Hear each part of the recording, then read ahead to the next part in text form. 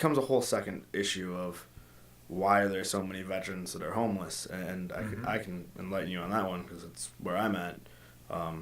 Because I understand you served. Yeah, so I was Army infantry for 5.5 years, and it's a quick slide when you get back if you don't adjust properly, or sometimes not even if you don't adjust properly, just life happens, and it's a very quick slide from you have a place to live, you miss one rent payment, and then you're, homeless. And when you have a problem with adjusting, whether it be PTSD or in my case, a lot of the veterans, and I don't want to say veterans I know, but a lot of the homeless veterans that I've talked to, they battle with alcohol and drugs, and it's common for vets to turn to that after seeing combat, and Sure.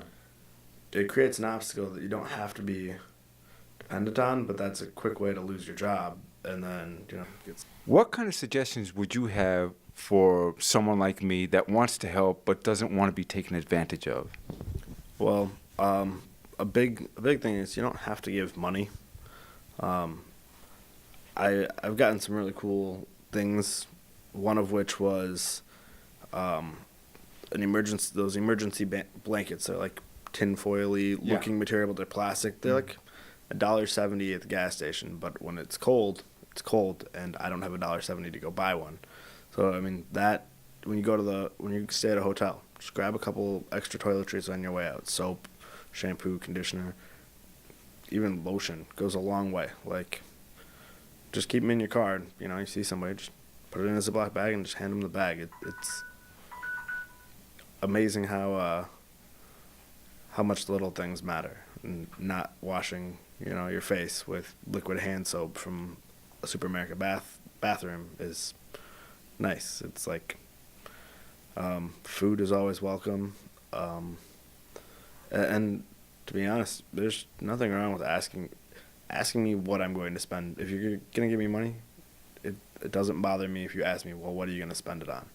And I mean, that's just me. Some people might get offended by it, but I've watched other homeless people that I've seen in the last couple of days actually just be brutally honest with people. Like, I had a guy come up the other day and asked me if I had money that I could spot him, and he's like, I got $2, beers are $3, I just need $1 to get another beer, and I barely have $1 for myself, but you're honest, you need the beer more than I do, here's $1. But I don't know, it's just anything that you think could help probably will help, and if they don't want it, it's not, they'll decline it. It's not critical. Yeah, they'll turn it down. And sometimes just the notion that you're helping or that you're willing to help is more important than what you're actually giving them.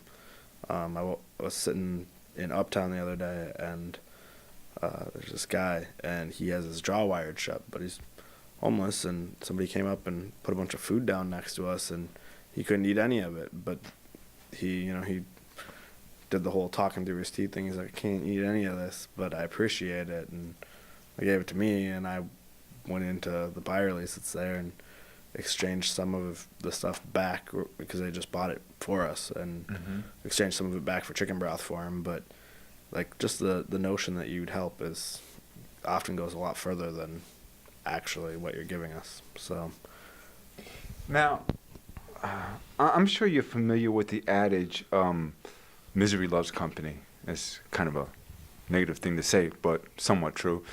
Do you find that there's a community amongst the homeless? I mean, do you help one another? Do you look out for one another? Is it, only the strong survive? Is it savage? I mean, maybe a little bit of both? I mean, it's, from what I've noticed, there's kind of a community, but it's kind of like a high school. It's the same people that'll have your back 1 minute will be the ones, stealing from you 3 hours later. okay. And I'm not saying that, everyone's like that, but it's happened. And the other thing there is a lot of the time, like, I've met some really cool homeless people while I've been homeless, and I'm not saying that, we go out for coffee or we hang out together exclusively, but if, we see each other, we'll kind of settle in for a little bit and see what we've, come up with. But for for the most part, and this is one thing I'd like to kind of bring to light, is sometimes you don't know who's homeless and Okay. who isn't. I've had a job for years and was homeless for the last year of that job, and like you wouldn't have known it, but it's quick. The slide to homelessness is quick. It's not a, well, for me it was quick. It's not a slow downward spiral into you don't have anything. But knowing that, you know, some of my friends, they see me on a regular basis. They still don't know that when I leave their place, I either go to Perkins or, you know, somewhere else and either try to set up a place to couch surf or figure out what the weather's going to be, so I need know where I need to go stay that's going to be warm enough or sheltered or what have you. So I don't know. I guess I don't know where I was going with that, other than, you know, just take into account that people's situations aren't always what you'd think they are. So. Okay.